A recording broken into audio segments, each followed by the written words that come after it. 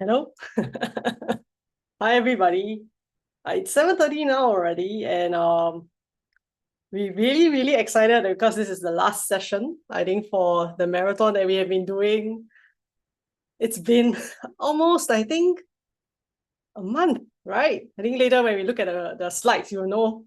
And also, I have to remind myself and our speakers and our friends, right? Maybe you're watching us on YouTube. Okay, if you are, please subscribe. And also please like. Okay, why? I think today's session is going to be more relaxed and fun. I mean, not saying the previous ones are not, but we are just going to be a little bit more naughty today. And also more, I would say, relaxed and more, we are real. So I think you get to see a side of us that, in our natural habitat. When we drop our, in a way, professional duties. Okay, we are still professional duty, but if we drop most of the professional duties, how are the teachers like? So that's it. Okay, I'm gonna introduce myself in case you have no clue who I am. So I will need help to maybe put on the slide so that you can see and have a peek how I look like. How many years ago again? Let me count. Oh my God, this was like 2018, 19. My gosh, look. So that was me when I was young. But that's it, okay? I am Jeannie Zhuang, so very happy to see you here. And I'm a DCIG senior teacher and SCI professor, as well as, okay, Wisdom Coaching International's co-founder. So really happy to be here, okay? No changes after so many years.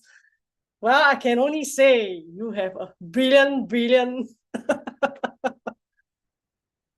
you have a brilliant pair of eyes. Okay, so that's it, right? I'm gonna share with you what we have been doing. If you can look at the next slide, what we have been doing for the past, I think, 20 sessions. Actually, there are 5 waves, and we are already at a 5th wave. And today's session, we are wrapping up. So when this wrap up, okay, I really encourage you to share, with your friends now, if they're not here yet, to ask them to come on in, because today we are all about having fun and all about trying to, create some laughter, and also for you to celebrate, the fact that we have been through 20 sessions. We started on May, right? 23rd May, and mind us, okay, this is just the English sessions. We actually do have the Chinese sessions that's happening. So in total, we have done like 38. And right now, at the same time, okay, we are doing the English closing, and our Chinese speakers, they are also doing the closing for the Chinese track. So that's it. We are really excited, and we are talking about automatic leadership, right? Today, you're going to see something a bit more different, because today's topic, okay, if you look at the next slide, would be why you should be here with us in Singapore. And it's by no coincidence, including myself and our 2 speakers, Jacqueline and Kelly, we are born and bred Singaporeans. I did have a question earlier and just gonna tease a bit, right? Zing asked me, hey, your surname is very unique. Are you Singaporean? I'm like, yes, I am. Just that my ancestors on my dad's side is actually from Fujian. So Singapore is a very unique place, and I think as much as our friends in Southeast Asia, right, we do have very interesting ancestors. Okay, I see a hand raised. I have no idea why, but I'm sorry. There's no Q&A right now. So if you have questions, you can type your questions in the chat, because today we're just going to go into a more relaxed session. So today, you see, it says here why you should be in Singapore from the 3rd to 5th July. Okay, we're going to sell Singapore to you. Okay, we are also going to show you the downsides, I guess, like, oh, wow, Singapore's so expensive. Okay, we'll talk about that. Okay, why like that? Okay, then why Singapore so yaya papaya? Okay, that's my favorite term, by the way. Then we will talk, what's yaya papaya? Okay, I was just talking to my mom today, I think nobody would really understand Singaporeans when we start speaking like that. You like saying also the yeah, papaya, right? It's so funny. So that's it. I'm going to introduce to you my the speakers for today as well, who's going to engage in a kind of roundtable chat with me. So we have Kelly Tan. Okay, she's also a DCRG senior teacher, SCIM professor, and also drum roll. She's also a co-founder of Wisdom Coaching International (WCI). And I'm really, really happy to have Kelly here because she's actually my first DCRG teacher when I started learning DCI. Yeah, so in a way, I would say she handhold me, she's very tough. So she kind of maybe used cane, not really literally, okay? She whipped me into shape, which is, I'm very grateful for it because I think helped me become a better person. Yeah. So that's Kelly. And then next one will be, drum roll, Jacqueline, whom I got to know and meet in SCIM, I would say. So Jacqueline herself, she's an SCIM assistant professor, ICF coach, and also WCI co-founder, Wisdom Coaching International. In other words, today, okay, three of us come together. We actually know each other through SCIM. And that's when actually Jackie and I, we had a chat. I think it was in Kyoto. Then we always have a joke. Okay, so I think we can stop share for a bit. I'll give you a joke. Okay, what's the joke? The joke is that you guys have no idea how small Singapore is. Then Singaporeans don't meet in Singapore, but we meet overseas. The chances of meeting a Singaporean overseas is higher than meeting the Singaporean in Singapore. So you'll be like, what is wrong with this? Are you kidding me? No, I'm not kidding you. I really get to meet Jacqueline when we were in Kyoto. I was like, oh, I didn't know you're Singaporean. But I recognize your accent. Okay, so we're going to talk about that in a bit. So if you have Singaporeans in the, if you're here, okay, just shout out, okay, yo, me too. Okay, then if you're our friends from, other countries, please let us know where you're from. Yeah, so yeah, that's why you see people say they didn't know that we stay in Singapore. Kelly and I, we have been told many times, are you based in China? Are you based in US? No, we have been on the tiny red dot inside somewhere. Yeah, and so he's Malaysian in Singapore, so she can relate to our quirks. So today we're gonna have a chat. So that's it, right? Okay, I'm gonna invite both speakers and I'm gonna ask them questions. Okay, maybe they will ask me questions too, but we'll see how. Okay, and we have friends. I think if you wherever you're from, let us know where you're from, because I'm sure we can have some fun and talk about it. Okay, and that's the key thing I want to bring to. Okay, is that any one of both of you, you want to talk about how having fun is important to being a leader. Hey, what? Somebody say something. Kelly. Hello. Something. Somebody say something. Yes, something. Tell me, why is having fun? Like maybe I hear from Kelly, then you see what Jack has to say. Like why is having fun? People will think that leaders shouldn't have fun. Right? Leaders should be serious, right? Authoritative, dominant. So what do you have to say to that, Kelly? Like is it true? The traditional mindset of like thinking that being a leader has to be dominant, has to be authoritative. I don't know, somehow those words instill fear in me. So do we want to fear a leader, or do I want to really look up to a leader and, someone who's willing to be there to guide me and, be supportive, and someone who I can look up to and we can talk to, even like a mentor, willing to support me. Okay. That to me is more like a leader than someone who I'm afraid of and don't even dare to talk to or get close to. That's far from being a leader for me. Then I want to ask Jack, because Jack has many years in corporate experience, right? And I'm sure she also has seen, right, her fair share of leaders. But there are leaders who probably like the idea of people fearing them. But I want to hear Jack's personal take on having fun as a leader. Yeah, actually, there are many types in the corporate world, right? But I would ask myself what type I want to follow or who do I mix around with, right? Personally, I like to be with those that's fun. Just like Kelly says, if those that is fear or had certain authority. Not that we don't have, we have many of them in the corporate world. And honestly, a lot of people actually shy away from them. Oh, this guy. And in the litmus test is when you are in the same lift with them. One come in, before the leader come in, the lift was all noisy. But when this leader come in, everyone start to be quiet. So that's the litmus test, right? So, and actually, honestly, I think leaders needs to have fun. And if a leader know how to have fun, in fact, they can really inspire a lot more people. That's to me. I stick with people who are fun. Yeah, I'm going to ask another question, okay? I think I'll slowly ask the question and then share with everyone that, why are we trying to have fun in the last session? I'll share some good news, shall I? Because the whole idea of this marathon, as our speakers also know, is to, bring more awareness, to this event that we are having in Singapore, the 3rd to the 5th of July. And, when we started the marathon, make a guess how many people signed up for the in-person event. Woohoo. You guys, anybody knows? I don't know if you guys remember. Yes, you know? What? You mean the before and after? Yeah, just tell me the before, then I tell you the after. Oh, the before. Yeah, the before. I don't know, probably around 100 or something. 120 something? Yeah. Yeah, it was about, I think it was, I'm looking at my notes. It's about 150 in-person registration. Yeah, so as of just before this session, right? Oh, hi, Laura and Daniel.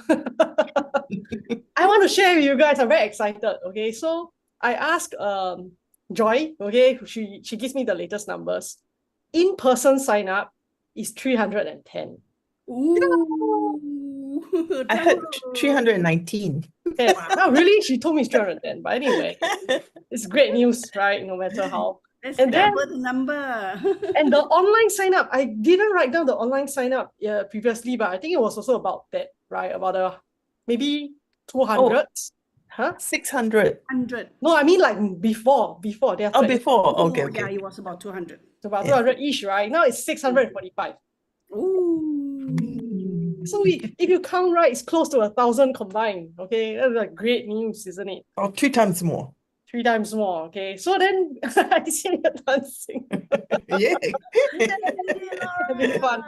Electrifying, okay, the energy. And so we're really, really excited. And that's why, okay, my next question is, then people are thinking, maybe you're watching the YouTube and like, what are these people talking about? What event? What is Diamond? What you look here? DCI Global, okay? So I want to ask maybe ask Jack first, okay? When did you first attended a DCI Global program? Why did you bother? Singaporeans are very picky. Later we'll tell you guys more about it. So there's a reason why a corporate, okay, many years of corporate, then you have seen so many programs. Why did you Do Up. it, right? Yeah. It's my first, it's online. I didn't manage to get the offline cycle because it's during COVID. It's 2020. And that's level 11. In fact, that's where I met you, Jin. Oh dear, I'm sorry. I'm sorry. No, it's okay. So, and I thought, wow, I got a Singaporean there as my assistant professor then, And then, yeah, I did level 11. That's my first DCIG event. And it's all about time, that time, right? Because it's a common term. We always say, not enough time. Can you do this? No, I don't have time. So that's the reason why I attended. Yeah, because the topic is always something not what you would expect, right? Like level 11 is like, can you make time? And then now level 8, automatic leadership. You never find this topic anywhere else in the industry. What do you mean by automatic leadership? Yeah, then in that case, right, then we ask Kelly. Kelly, when I'm going to dig up her ancient history. When did you first attended DCI Global Program? Like, why? Okay. Why? Why? If you're talking about official the whole program, or it's just a public talk? I think a program, like, why would you pay money? You think about it. Okay. Why, right? I went to that program was because firstly I got to know someone doing a talk. I heard from some yoga friends who said that this particular US person, American, coming to Singapore to do a talk on a special topic. And I thought the topic was kind of interesting. And then somehow it's being taught by American. So I thought it was interesting that somehow American can teach a kind of ancient, teachings Vision. on Chinese part of things. So I got curious and went to attend the event. And then what was covered was kind of mind-blowing in a way. Yeah. And I got curious and I started to participate more into the official event, going to the retreat and things like that. Yeah. I need to be very honest, right? As a Singaporean, and I'm sure not just Singaporean, our friends in here, you have to ask this question, and we need to answer this question for friends who are watching and thinking, why would they pay for a program? And what's so special, about these DCI global programs? If you have to just answer it in a few short sentences, Jack, how would you say? I'll say you never get it anywhere else, anywhere outside. Oh, that's the reason why. It sounds like enticing. Kelly, then how would you say it? She said you will never get it anywhere else. I would say if you really use what is being taught in that level, you really see the result. Like for me, I attended it in 2012, right? And then the first level that I attended was talent, passion, and purpose. So that was the level that I first attended with Geshe How do Michael. you find your talent, passion, and purpose? Indeed. So it was after that level I found what I wanted. Yeah. Okay, then that makes sense, because if not, why bother, right? Exactly. So it was because of I attended that and I achieved what I wanted and I found what I wanted. And that's where I believe in what he taught. And I've been using every level I've been following and using what was being taught. And I see results. So I think that's why I'm really into it. Then I need to ask Jack, so do you create time? Yeah. How squeeze, Surprisingly, I'm a multitask person, right? I can always thinking that I should do many things, and very selectively, there are certain things that you don't want to do, and most of the time you find that you don't have time for a lot of other things that you may want to do, right? Especially then I'm already a retiree, right? Imagine a retiree say she don't have time. Then who have time? Yeah, right. Then who has time? But it's true enough because I multitask. I try to do a lot of things. I mean, I'm someone who catch up with, if I were to learn to bake cake, I don't just learn from one master, I learn from many masters, right? So just like myself in corporate, and I can't imagine I come back to learn management after corporate days, but it really helps me not just, I always say, only like my mom say, if you know it earlier, it'll be so much better, the system. I believe it helps me in my corporate years. The only thing is I knew it after, but it still helps me. It helps me in my life. My first level is level 11, and I always find that I don't have time being a retiree, but honestly, it is beside making more times or doing more times, I find a lot more fun in what I'm doing, and I have lots of, I would say, time to even decide what I want to do. That's good news. Then I'll be very cheeky and ask you, then why do you bother with leadership if you don't even need leadership already? Not true. In fact, leadership is not about you leading just people. Like for me, being a retiree, looking at myself as a mom at home, as a family, as a daughter-in-law, you don't just lead, corporate people, you lead people, any people, right? Especially my family.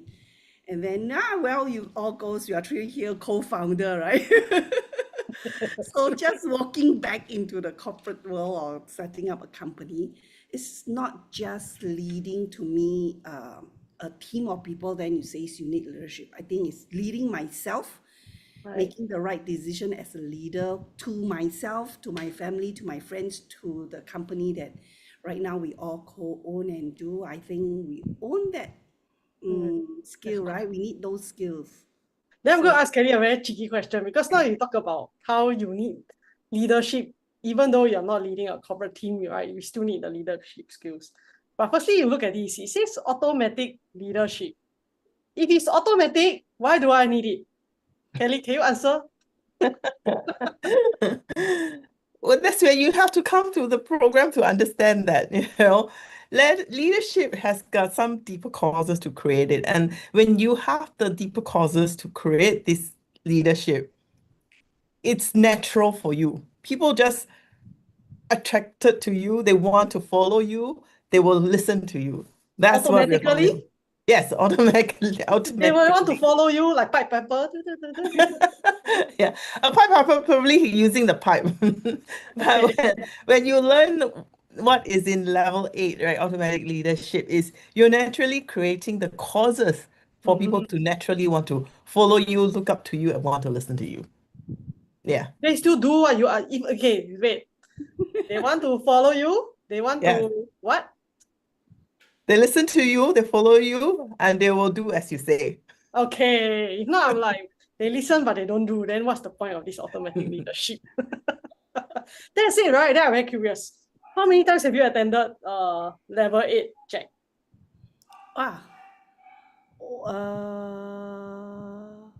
Three. This will be my 4th time.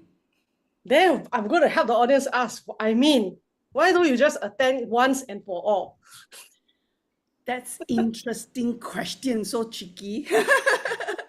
In fact, my first time was when I heard this in 2021, I think. Yeah, 2021. It attracts me because it's called automatic leadership, right? It's like, what? Automatic? Yeah. Then in 2023, I think, 24. That's where we have our second, and then we had our SCIM. So SCIM was my second leadership program, and then the next DCIG level 8 was in 24, and then now 26, right? Why come so many times? Actually, in fact, the life tool that is being taught inside, I have to say, yes, you practice it maybe first time, then you probably forget about it. Then you come back in, and when I learn deeper, when it's in SCIM, I understand why those life tool is being designed. And very much, I'm those people, like if I want to learn, I make sure I put them into practice. I meditated on the life tool on equality and exchange. Yeah, and I felt that it has helped me, not just me alone. I felt it has helped in my life to understand a lot more things that last time I took for granted, honestly. It is so true. So each time when it comes, I really love to come back in to refresh those life tools, to remind myself, and then, to keep practicing it. Because to be very honest, why I think people come back to DCIG, like I was looking at myself, right? Why do I want to come back? It's not because it's teaching me something theory. It's not like just to know, but if you really put them in practice and you can see the results, I think that's the motivation why I come back. But if I just hear and then know, I likely will forget. And then if it doesn't help me, I don't think I want to come back. But that's actually very much sum up for me, DCIG, why I come back to their level again and again. Yeah. Thank you. That brings me to the next point that I want to ask Kelly. I don't know if Kelly remember that the last time we did level 8 was also in Singapore. As in the last round we did, right? In Singapore, right? That was 2018 or 17? 2000. I'm doing my mathematics, hold on. Yeah, I think you did your 2017 level 7, right? Yes. No, wait. 2015 was 6. 16 was 7. 17. 2017 then. So how many years apart already? Let's look at it. Oh my gosh, it's 9 been like years. 9 Nine. years, right? So then now I'll ask Kelly, why should anybody come to Singapore? So expensive. Yeah. Let's talk about it. I think let's talk about like why should anybody attend in person in Singapore? Good question. And then what?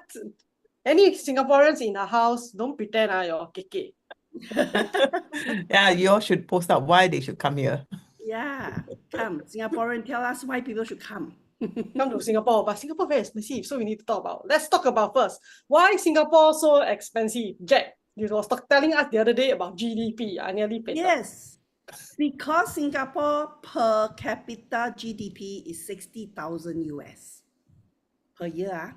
That means every one of us spend at least 60,000 a year US. So I'm shocked we right need to now. survive.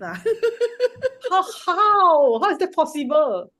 Correct. And I checked with statistic, okay, we are 13,000 times smaller than China. 13,000 times smaller. 13,000 times smaller. And we are 2,590 times smaller than Indonesia. Yeah, very small. 450 times smaller than Vietnam. We are even 400 times smaller than Arizona. I don't know how to respond already. That's all, And our per capita per person is 60,000 US. How did that happen?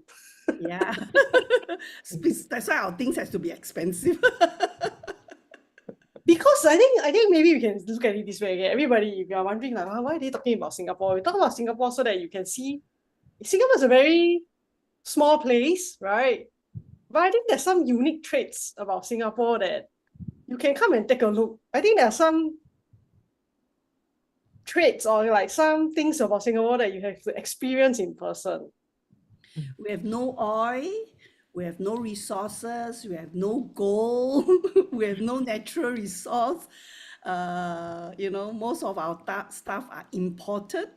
Food, water, even water, right? How did we? Anyway, I think that was a good question in terms of I think Singapore is pretty much well known. As much as what Jacqueline was saying, that we are very small as compared to many, probably one of the smallest country in the world. No, we are not. We are one of, but not one of the smallest country in the world, but yet known. Yeah, so there must be something right that must have, the country must have done something right in order to be known, and yet, like what Jacqueline said, we have no resources. Yeah, no resources, just out of nowhere. So and somehow we are not like a country that is purely of a certain race. Yeah. And yet we did made it, to be quite known in a way among countries. So there must be something special about Singapore. So what do you guys? They should come and see what again. What is it? See us. I didn't come and see us. Well, I kind of like the. I think I want to talk about like seeing Singaporeans will be interesting. Is that, well, it's true. I want to get back to we'll talk more about Singlish later, but I want to touch on this word that our friends, okay, our Malaysian friends know this term, okay, but our other friends may not know this term called Yaya Papaya. It sounds like it is Yaya Papaya, okay? What is Yaya Papaya? Okay, maybe Jack can explain what is Yaya first. Yaya means Yaya means very proud, very arrogant. Our head high up. So we kind of like, I think I'll say it okay. So I don't put you guys in a difficult position. Is that Singaporeans, you can come and scold me, it's fine. But it's true, we have a reputation for being a little bit snobbish. Yeah. Singaporeans have a reputation of being a little, I say a little bit, Singaporeans don't come beat me. A little bit, okay, but you all get the idea. We do have the reputation, of a little bit like nose in the air kind of thing, right? But I just want to share, like, the word yaya is proud and arrogant. But why papaya? It's because it rhymes. You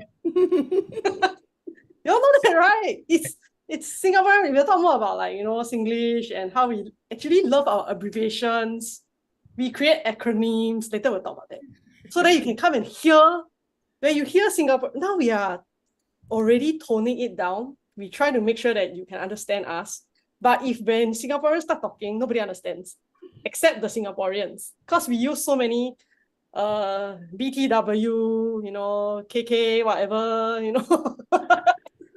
I got naughty stuff to say, but later I'll get there. Okay, so hang in, okay, with us. So that's it, okay, guys. Okay, I'm going to ask Kelly a question. If not, she's like, what are you guys talking about? Okay, so why should they come to Singapore again? Find out yourself.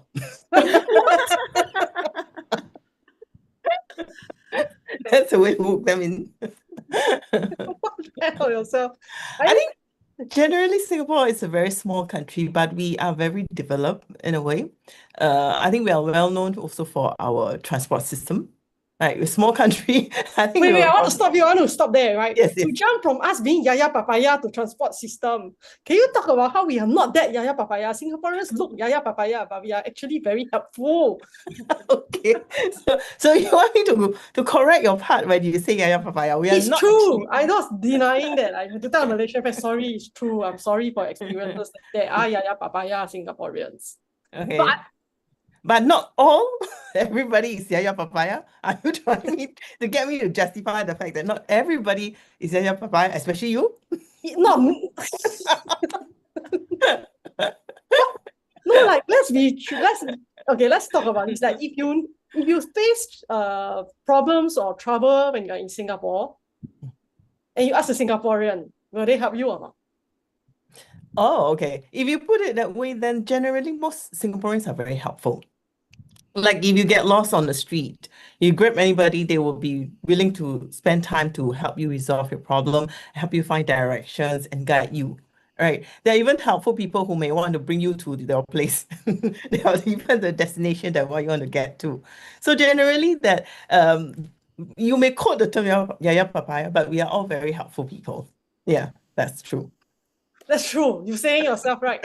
You say, I just heard I don't need Laura and Daniel caught it. That was Singlish. You say yourself, right? Means, are you praising yourself? referring it to yourself? Okay, that's how Singaporeans talk. You say yourself, right? Serene is laughing to us. Yeah, okay. So Jack, you have anything to jump in? Me, Laura, and Daniel having fun. Why people should come to Singapore? Yeah, we really yaya papaya. Yaya papaya. Nobody want to come to a land of proud papayas. Yeah. Actually, well, I think it's a wrong impression, but I have to say Singapore has a name for ourselves, the way we do things. We are very structured. We are very law-abiding citizens, okay? So I think there's another way of saying Singaporeans is we have many rules. We have rules of not eating chewing gum. You cannot bring chewing gum, or you cannot chew chewing gum. Okay, cannot be caught. Things like that. So I think that strive us Singaporean to be a little bit more subtle.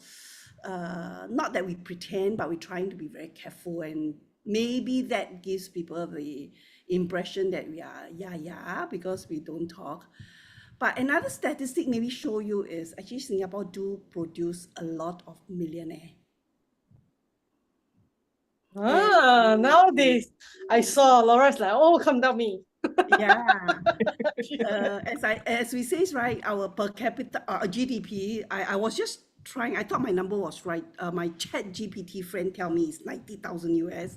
That's even more than my 60,000. In fact, I think it's the way our systems has created us. Many Singaporeans own a flat. That's true. So think about it. Can I say at least the assets Jean and Kelly have right now What? is more than $500,000. So So think about what they could have earned as a capacity. Wouldn't they be millionaire? And that's many citizens in Singapore. And that's our forefather promised us, right? Every one of us will have a roof on top of us. And it's the system. We all paid our flats through another acronym, CPF, Central Provision Fund. So we can own our house as we work. So because of that system, we Singaporeans start to build our assets. That's why Singaporean, in fact, not that we are snobbish, we do have assets. But it's a wrong, mistaken idea, I think. We are not like that. We are very helpful, really. When you meet me on the street, you are lost, I'll guide you. I'll tell you where to go. Yeah, me too. I will stop and Google Map for the person. Then if I Yeah. can, I will bring the person to where they need to go. If I cannot, I will give directions. Then I'll ask them to repeat it to me so that they don't get lost. The Singaporeans are more, how do you call it? There's a word for it, I think it applies to everybody in the world, right? You do have like certain people with certain traits, right? Like some of them may be a bit more arrogant. But I think in general, Singaporeans, we actually are helpful. And, we just look, I can't find a word for it. Sometimes we look very grumpy because the weather. No, we are not kidding. Okay, maybe Kelly can talk about the weather lately. Right now, we just hit, right, the hottest in Singapore right now. It's so, and we are not just hot, we are humid. It's like the humidity drives you nuts. I think Kelly can say why they look so grumpy. It's like you walked out, you feel like you just had a shower. Or after a shower, you walk out, you feel like you need another shower. You just had a double shower. You came back with a double shower or something like that. But I think on top of what Jack was saying, that she was saying that we are very law-abiding citizens. I think that may sound like not positive, but I would say because of this, as a result, Singapore is a very safe place.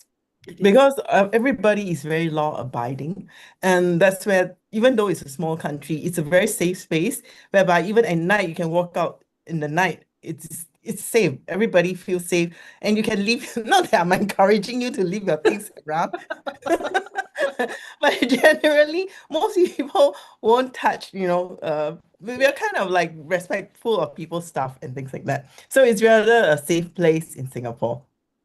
Yeah. Yeah. Yeah, then I want to see. Okay, firstly, there are a few comments right now. I'm going to look at it. Firstly, Hari says, does that mean Singapore is almost the same as Japan?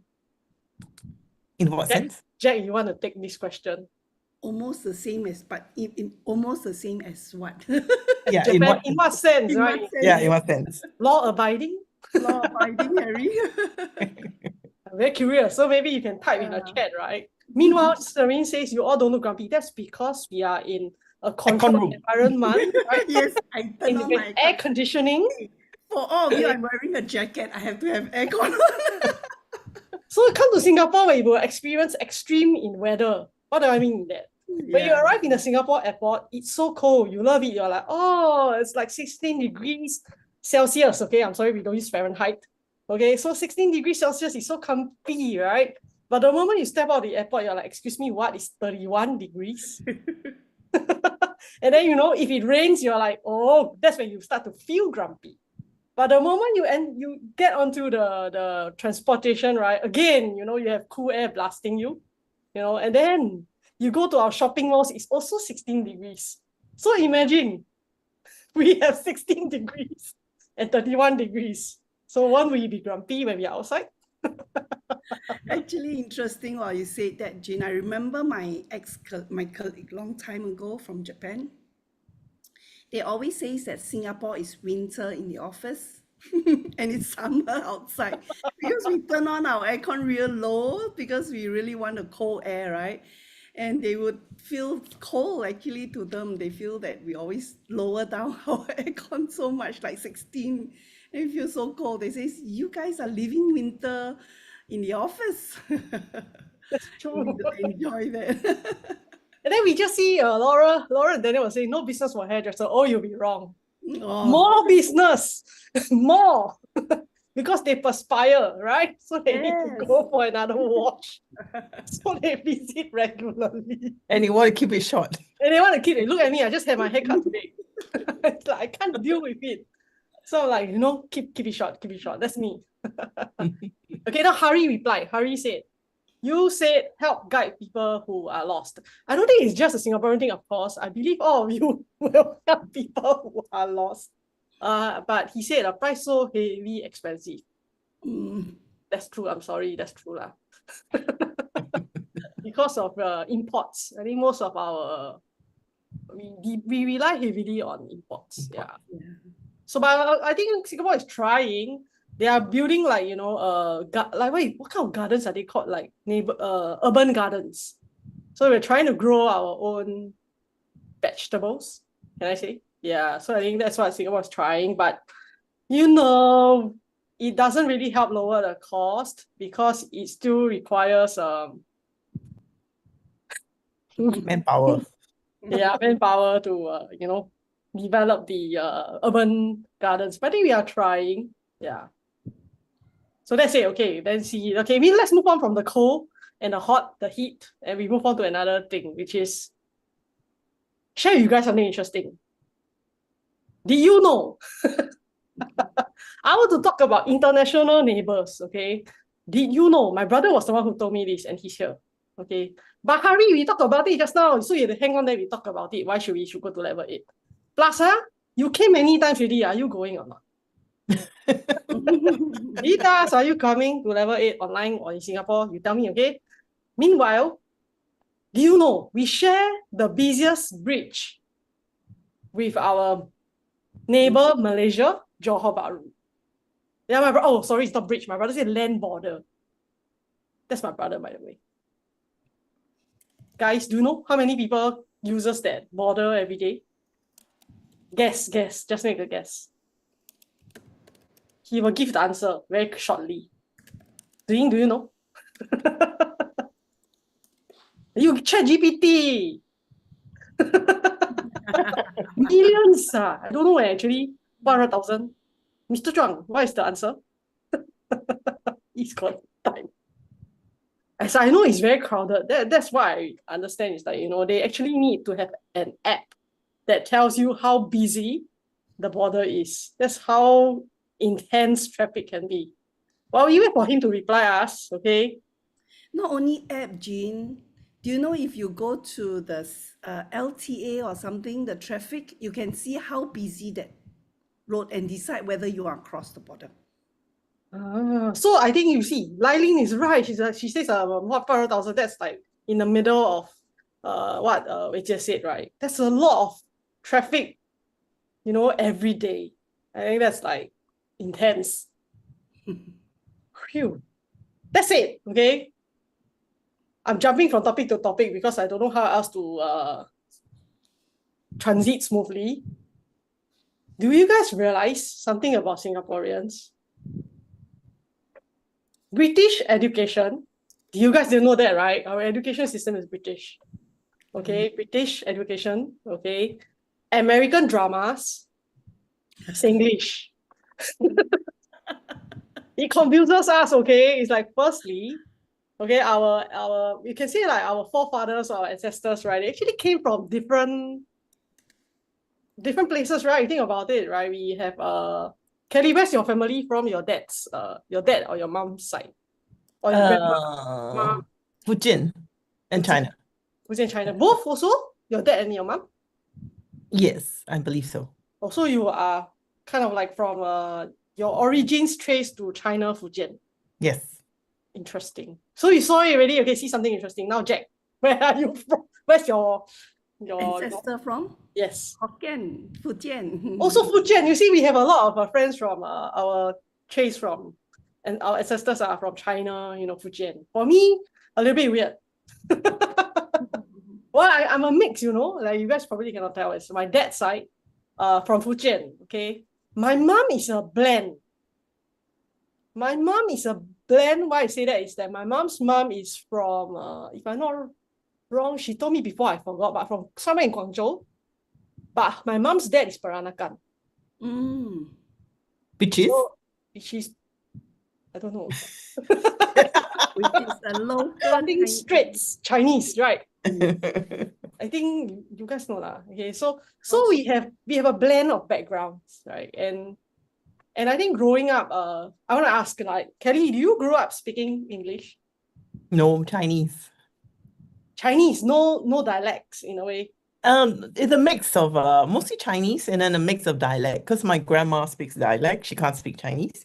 So it'd be a mix of like different languages. And then my neighbor's a Cantonese. So it's a mix of different languages as I grow up. Yeah.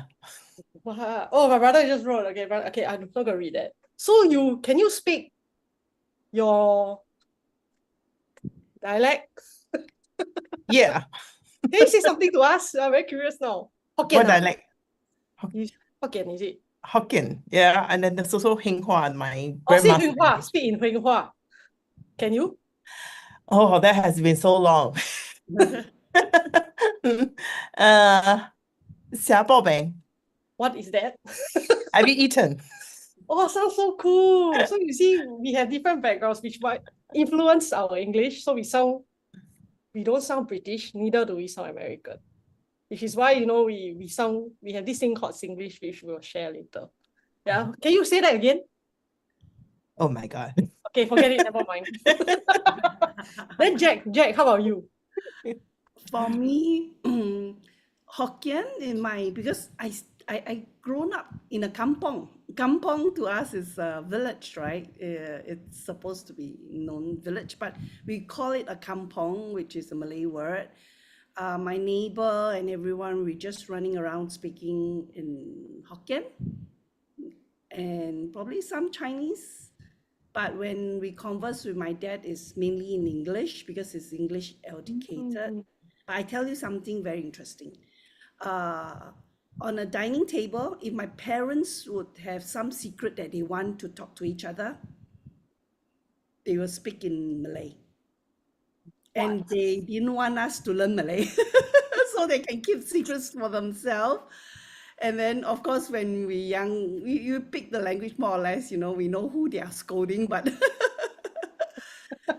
that's what my family grew up with Chinese, Hokkien, English, and then my parents converse in Malay when they don't want us to know what they're talking about. Yeah, all sorts. Well, And now you made me think about it. I want to share with our friends, right? You go think about how our parents, our grandparents, right? It's so cool that they can speak so many languages. Like, I was just like chatting with my mom the other day, like now that Jack mentioned, right? When my mom scolded, like when I was a kid, right? She scolds me in Cantonese.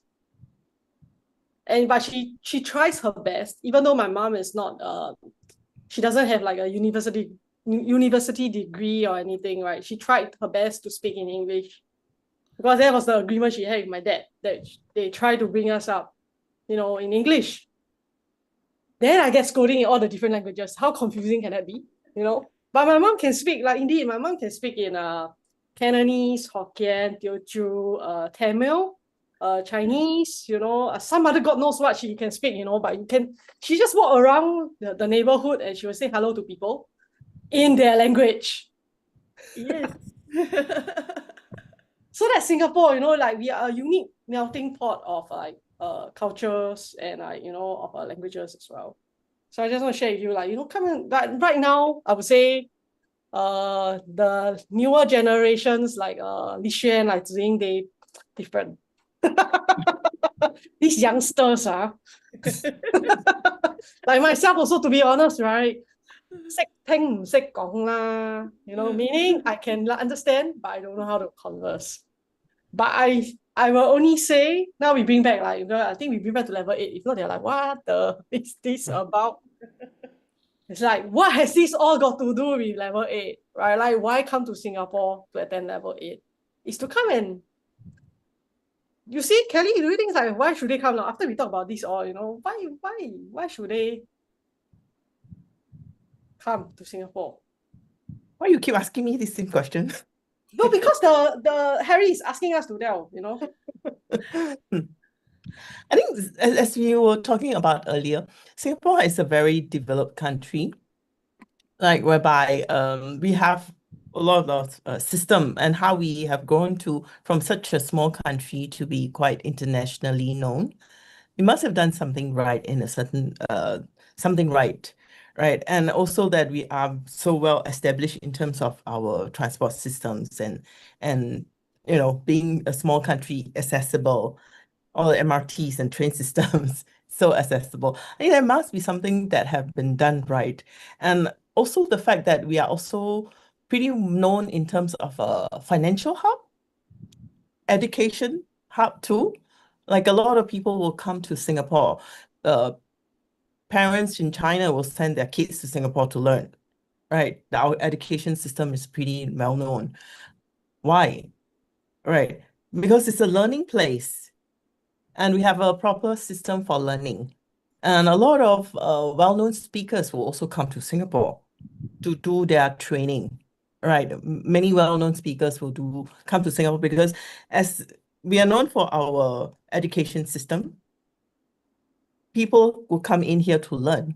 And that's where having a training in Singapore is pretty well known. Like a lot of speakers will come in. We have all kinds of books too. All kinds of book people will publish books and it will be also available in Singapore. And we encourage that kind of environment for training, for education, for continuous learning. Right. It is in Singapore, we do encourage people to keep learning. That's where I think having this level 8 leadership course in Singapore is because Singapore is not just it's a small country, but we're pretty much international. That's where leadership is important. Not just in terms of in a corporate setting, but we are also talking about leadership in terms of how you lead your life, how you lead your family, right? We all want to go to a better place. That includes even the country's direction. We all want to go to a better place. Right? As much as we are small, but we all want to go to a better place. I think we are all pretty much aligned in that direction. We all want to go to a better place. So I think leadership in Singapore is pretty much encouraged. Like we all want to be somebody to be able to help somebody. Actually, I want to share something, after like hearing you talk and, Pei Ling just posted something about TCI, having hosting the level 8 automatic leadership in Singapore, right? It got me thinking about something, which is automatic leadership in a country setting. How do I say this? For instance, I want to hear maybe Jack can share your thoughts after I try to express myself, which is like, for instance, right, we have systems, but who built them? Like, why should we bother building a system? Like somebody must be listening and doing, and that we can have rules in a country, but people can choose not to follow. But yet, as much as we make fun of Singaporeans, like, we are such square or like law abiding, etc. But I think it kind of gives us that sense that there is automatic leadership happening here in Singapore, that you can see automatic leadership happening in Singapore. What do you think? Yeah, actually, when I think about how we built our nation, right, as we just now talked about it, we don't have natural resources. And Lixian type in the chat, we only have human resources. It's the human that is building the nation up. Even I have to thank all our forefathers that has the foresight and putting up what Singapore should be like. And if you look at how Singapore is being run very much like a corporate, as the whole nation itself, right? You have every department, you have all our ministers doing what they need to do to govern the country and putting the right things in place and achieving, we don't have natural, but we are almost number one in everything, right? Like our Changi Airport, we don't have, people come visit Singapore, you probably say 2 days is enough. You wouldn't say you should stay for a week or more. But why do people still passes by Singapore? because we are still the region hub.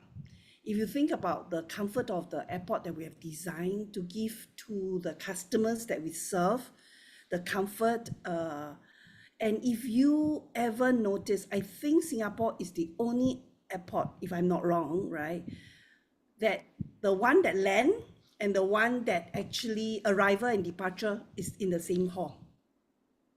We don't have a divided gateway whereby this is arrival, this is departure.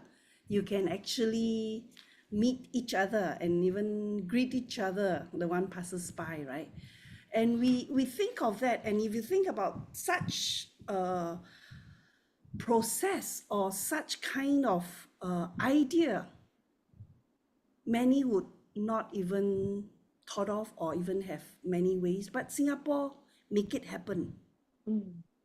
Singapore had ways of having such idea, that many people not have thought of. And I think that's, to me, a leadership this time round. We are hearing not just, leaders, but leaders needs to be innovative. And right now with AI happening, we all must be thinking, how do we lead when the systems and automations and, geniuses in our computer is thinking ahead of us? And I think Singapore is a country that we have proven, right? We have shown many of our systems, our transportation. You'll be surprised, Singapore cars, we have many cars, but honestly, if you don't own a car, we can very carefully travel around Singapore, and we have bus systems that bring us to almost every corner of Singapore. So we don't really need cars, but we still have cars, right? But that kind of system, honestly, is being designed. It is not by chance. And you think about, just now I talked about the roof on top of every Singaporean head is what our forefathers promised. It's also not by chance. It's also being designed many years ago, the system that we put in place. So I think to say that this is what a leader needs, right? The foresight, the vision, to be able to bring, then if you think about it, our forefathers bring us Singaporean to a better place. And that place is to have, as Jean, you say, safety. We are very safe. We have lots of amenities that is around us. Every hub in Singapore, north, south, east, west, you find your own little shopping mall. And it's also accessible. My ex-colleague told me, right, Singapore is the most ATM machine around that he ever could remember. Every other block he would go, you can draw money, you can have money, and that's not by chance. That's all by design. That's all I could say. I mean, that's why you need leadership, you need that foresight. So my thing is, people, you say why you should come to Singapore. Just tell me if you have not learned this system. Give me a 0. But if you have learned this system, let me tell you, when you come to Singapore, you should be doing one thing every day and every moment you can. Coffee Celebrate. And you get 10% of it.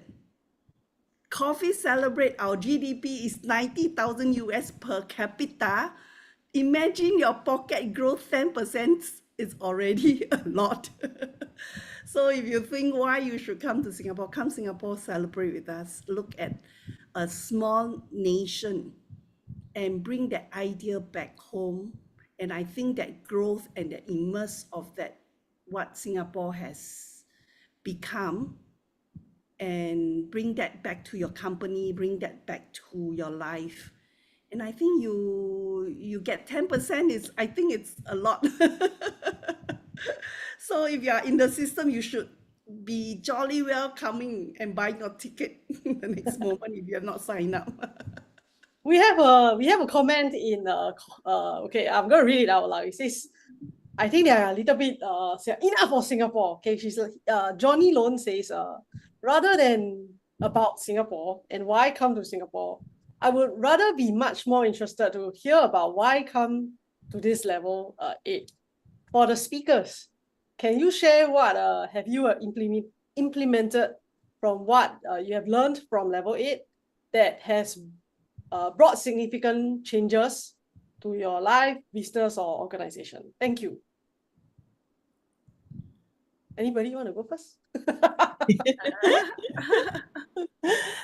For me, I personally feel that I never thought to see myself as a leader.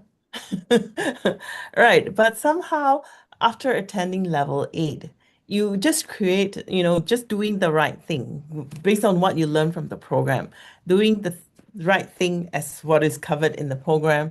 You will naturally be someone people look up to and who wants your advice and wants you to guide them. So I've seen that changes within myself that, people will ask for my opinion, ask for my direction, and they would be willing to follow me.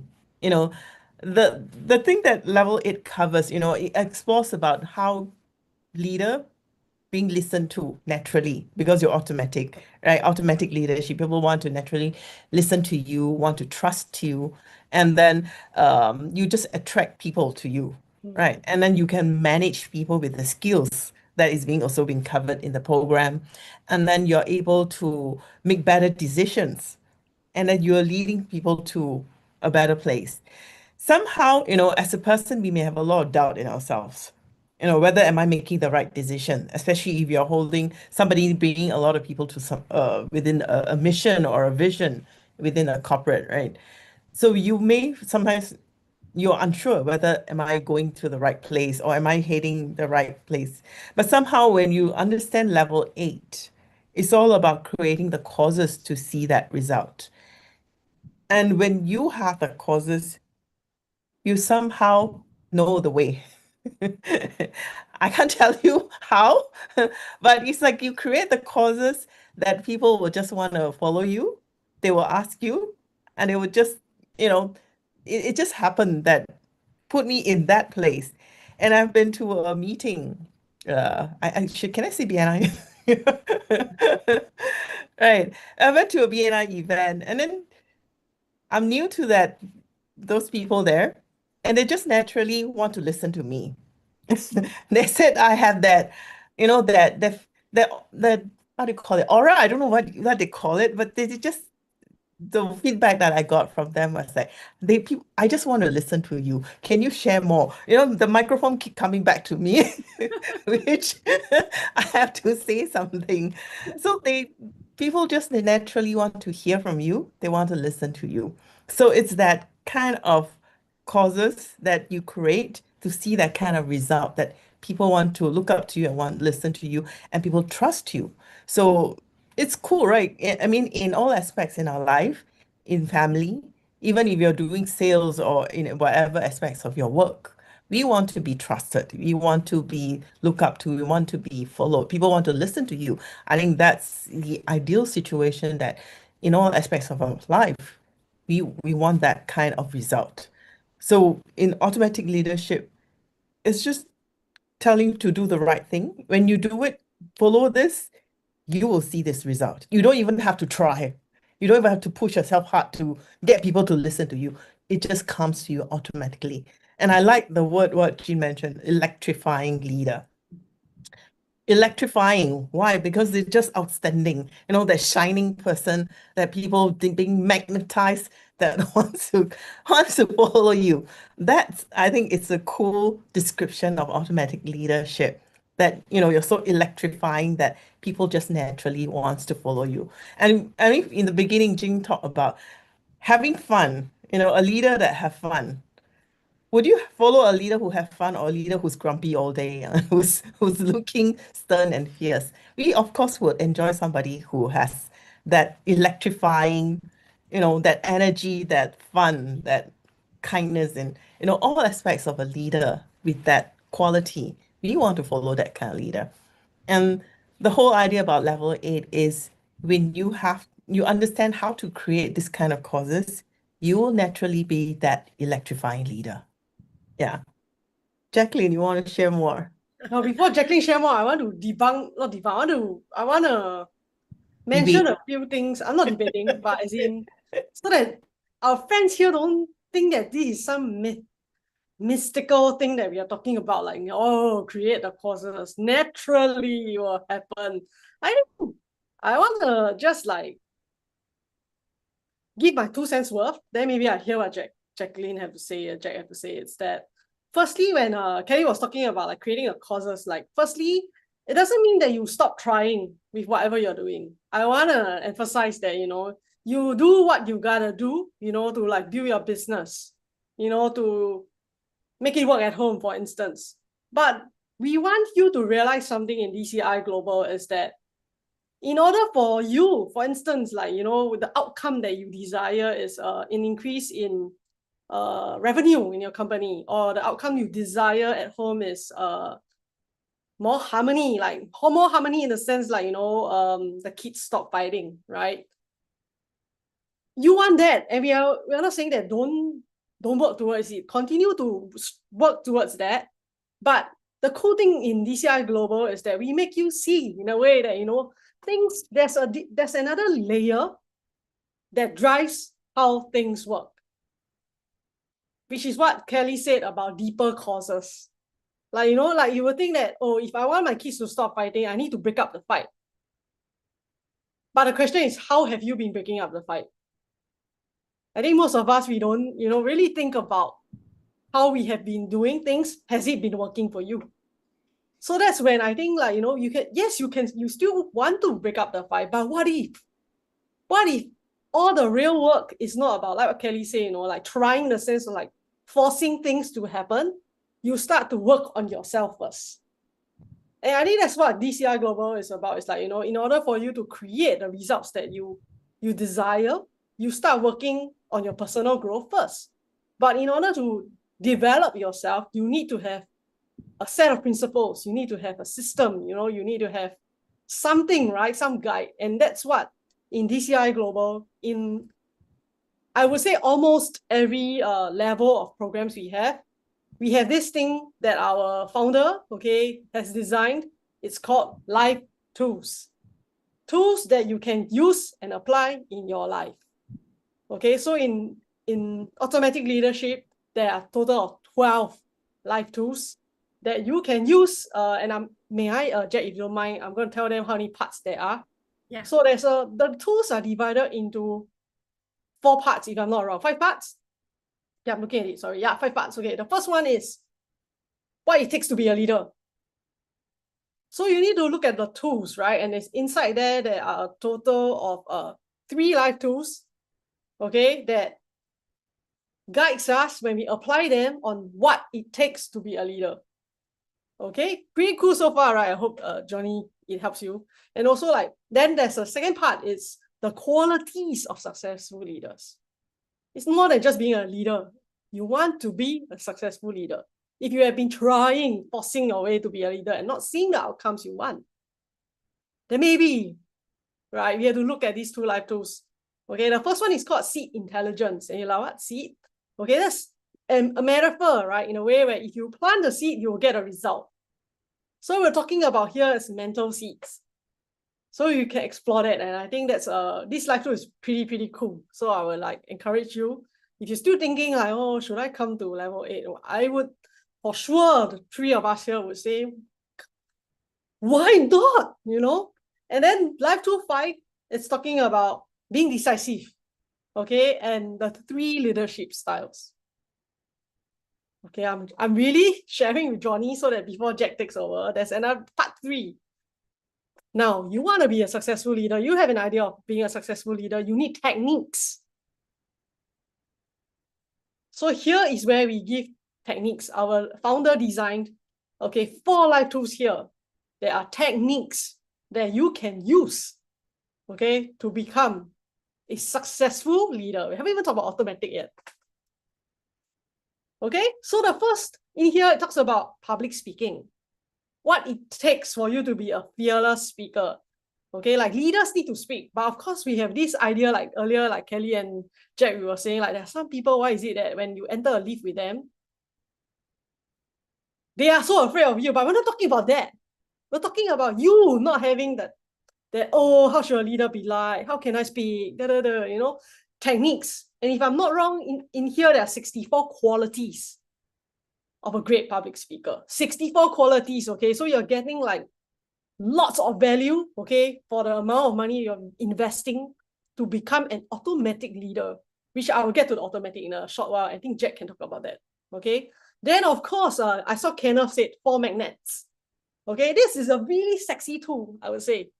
You know what actions that you can take, okay, to create the causes and the conditions, okay, for people to be, what Kelly said, magnetized to you. Why is it that some people have influence? Some people just draw people to them. Some people, right? You have seen, right? There's some people who just, they appear and people were like, you know, they come to them, okay, and they listen to them, and they do what they say. This is one cool tool that you really need to learn, okay? And then, of course, there's another tool called the 4 modes of management. Interesting, right? You always thought management is 1 mode, fierce or not. There's actually 4, okay? Then you have, there's another one that I think is very cool called skillful means. Unexpected strategies. There are strategies that you can employ, that you can use skillfully, okay? Not manipulation. No. It's not about manipulating, okay? Skillfully, okay? How can you use strategies to help people to grow? You help your team to become better, right? You help yourself become better. It's all about bettering others and yourself. Okay, I'm very tired. Maybe Jack want to talk part 4 and part 5.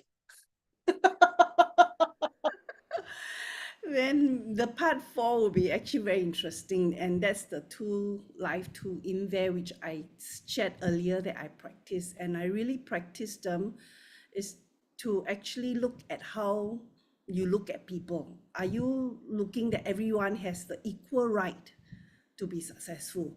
Not just the janitor, even your bosses. So if you really understand that, and if you can meditate on that, actually, in fact, you have a lot of voices.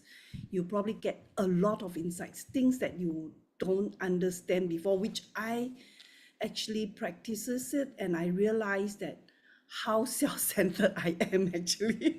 And sometimes not that we, I said right earlier, is that we don't have time, we never think about it, we don't even really, we ignore a lot of things. But if you really put that into practice, in fact, you get lots of insights. And that's just one meditation. The other tool is very, very cool. We call exchange, which is, if you read even the Karma of Love, it's inside there as well.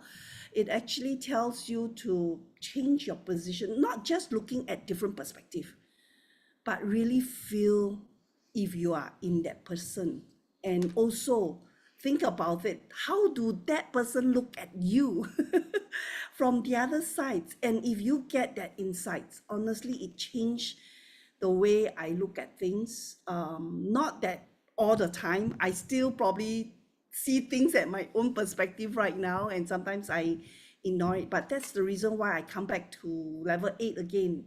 And if I come in this time, is my 4th time, right? I says, and you will wonder why I want to come back.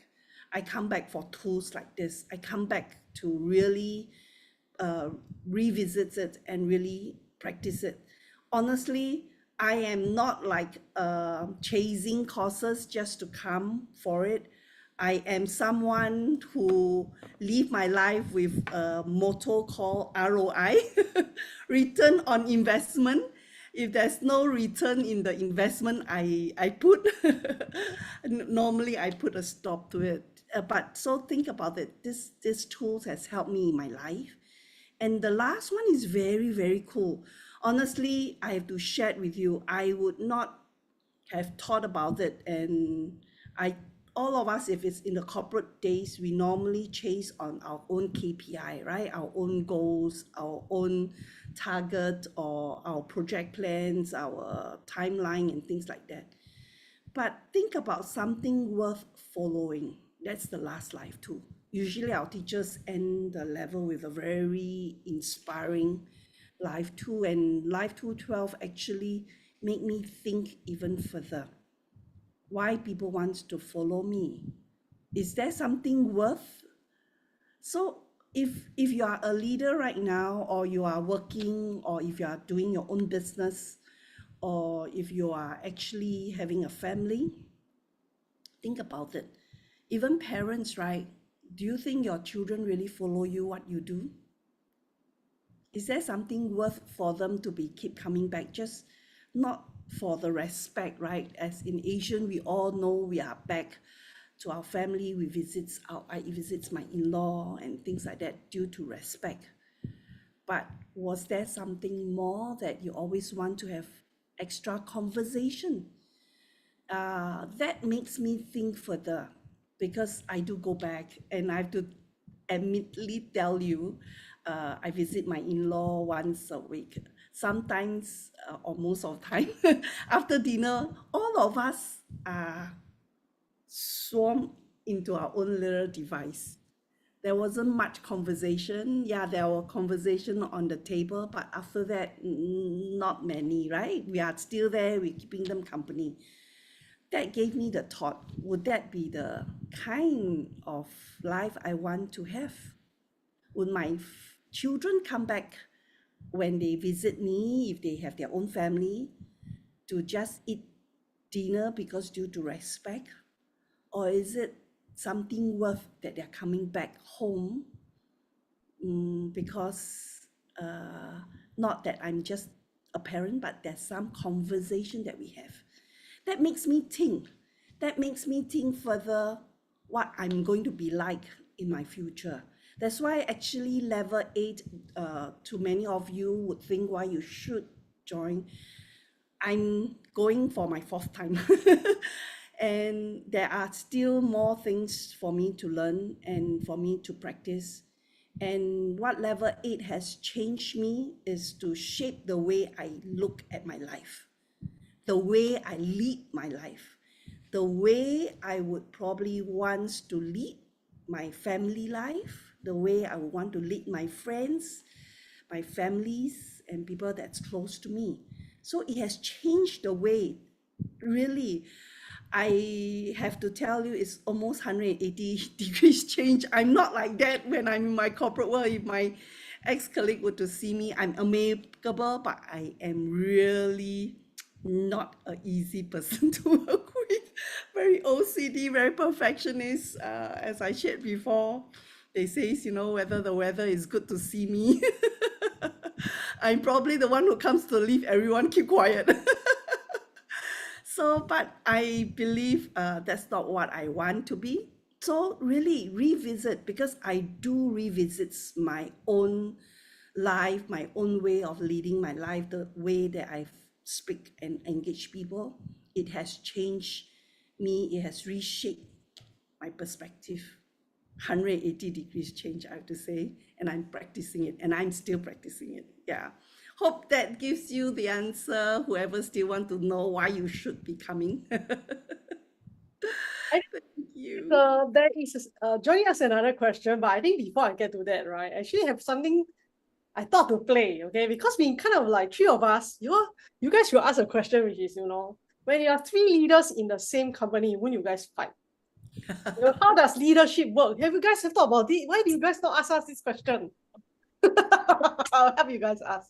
Because 3 of us are co-founders of a company, right? So if you think about it, right, who listens to whom? I see things like, oh yeah, right. So maybe I think let's ask this way. It would be why don't we say one thing about each other? You can pick pick and choose, like, do we see each other as leaders? That'd be interesting, right? I think maybe we start with Kelly. Do I see the 2 of you as leaders? Yeah, like like automatic leaders. Like you give example, having worked together for quite a while. Yeah. I do see the 2 of you as leaders in your own, like 2 of you have your own traits. Like Jack is very like ROI person, how to lead the company in terms of like profit and how do we go, giving directions in that sense, aspects of it, like the financial status of the company and things like that.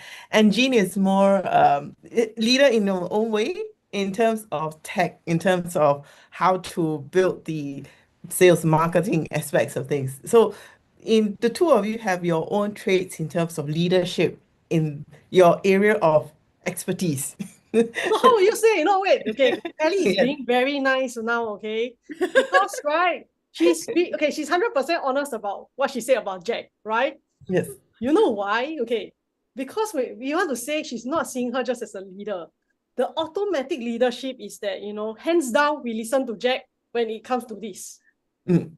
See that? Like Jack talks about the finances forecast. We're like, you say it, we do it. Really, we're like, we do fight about other things, but when it comes to this, right, her domain in the company, we're very clear. When Jack takes out the Excel sheet, I'm like, oh no. Dun, dun, dun, dun. Sorry, if you are the same age as me, you will know what is that. That's the Microsoft shutdown, huh? Okay, so dun, dun, dun, dun. But it doesn't mean that I don't want to listen to her, but it's like I really trust her. I think we respect her and we know what she's talking, like she knows what she's talking about. She say we do. That's what it means by we see Jack with the really we do. But Kelly's being very nice to me. She actually wanted to say bossy. No, not true. Again, it's in your area of expertise, and we trust what you say. I can't argue you for anything related to marketing or sales. That's your forte. So we will totally respect what you say, and we take your lead in terms of that direction. So we each have our own traits, and when of course, when there are things that we have to come together and discuss, that's where we will listen to each other. Yeah, things we disagree, we will voice it out. Then things we agree, we'll totally, second it, that kind of thing. So I think in that sense, I would say we all have our own leadership style. and we do respect each other in that area. Not that we don't have any disagreement before, but we talk it out like, reason it like adults. Maybe Jack, let's hear from Jack what she thinks about but then I can say what I think about you guys. Yeah, I think if you learn about the system, right? What's best in three of us that's working together? I mean, I'm a retiree, I keep telling them, you guys, please. They're like, no. Yeah. I say I want to retire. I want just put the number and then you guys run, and then I'll be running behind. But the fact is, I really like the respect that all of us have. In fact, if you guys want to know what level 8 brings you as a leadership, look at three of us here tonight. Well, when there's things that go wrong, we say it and we know what went wrong, what we need to do. And if things that we need to support, we know we need to do it. And we had just recently, right, Jean leads us in our own workshop because we need to re-strategize our company, how we look at B2C, B2B workshop like this. We respect each other. We let her lead. We put in our comment. We put in our ideas. Then at the end, Jean says, okay, when that's done, Jacqueline has to come up with the numbers, and they just trust me, and I have to come up with what that financial going to look like. So, think about if you have a team that trust you, that let's say for strategy, we allow Jean to lead us. And if it's on operations in modes that we need to make sure, because very easy when you have strategy, you have blind sides on operation, and we have Kelly there to be catching us to, you make sure you do this, you think about this. Yeah, Jacqueline, you got to translate this in Chinese. I said, oh, yes. You have people backing you up in a sense that if you have played leadership game before, or you have seen many, like, would you ever dare to just drop yourself and then knowing that someone behind catching you? That's what, if you have level 8 people in your team. If you have team like this, you know that, if you just drop, they are there to catch you. And you know that we all respect each other in terms of our own expertise that we bring on the table. And we can debate about, it's not that we just don't talk about it. We can debate about it. we can discuss about it. We agree not to agree with certain thing, and then we can still take actions, go along with what we think the vision is. So don't you think that's a beautiful leadership you want to be in? And I would love this when I was in my corporate days, right? To be working with my team of directors leading Asia Pacific, if we would all work together in this manner. So I really enjoy it. But again, upright in the I still want to retire. But cannot, not yet. Yeah. So, right. I think really Level 8 has shaped us, have really shaped us. I have to say it is a very interesting topic. Yeah. Yeah, and it reminded me now that I both of you shared about like how we all, three of us, right? Three founders, co-founders in a company, in a team. You will expect that one person is the dominant leader.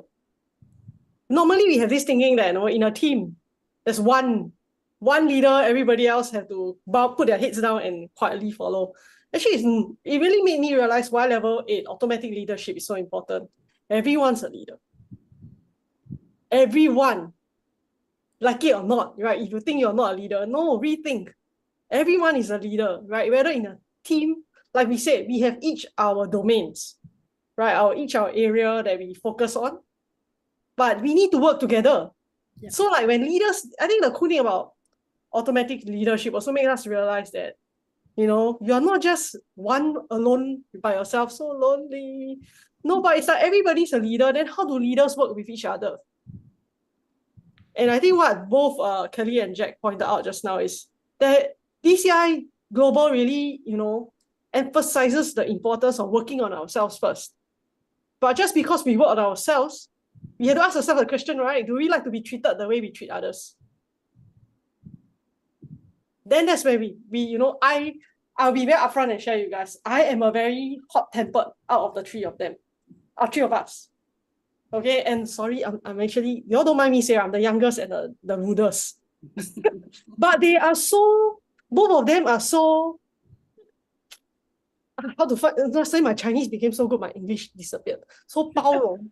So, they really are so accommodating towards me. They are like, they never, sorry, the Singaporean came, the the bad child. They didn't do that to me, but they allow me to express myself. Then they're like, okay, Kelly will be like, okay, let's calm down. Then Jack is like, okay, hear her out. Then we are able to be on the same page, because I think learning DCI Global, right? We also call it the seed system, right? We work on ourselves first, but sometimes things happen. Emotions, don't tell me like, after you learn personal growth, you don't get angry anymore. I mean, that's the ideal. But sometimes things happen, right? And I think like what Jack said, and I love it, is that you want to surround yourself with people who don't just attend Level 8, but who has used Level 8 repeatedly. Because that's the only way we can help each other become better. Not by judging and pointing fingers, but by supporting. Yeah. I don't know if both of you agree with what I just said, because I really feel that both of you put up with my BS. Another acronym. BS. Yeah. Singaporean giving you another acronyms. Yeah, you all figure out what's BS, okay? Yeah.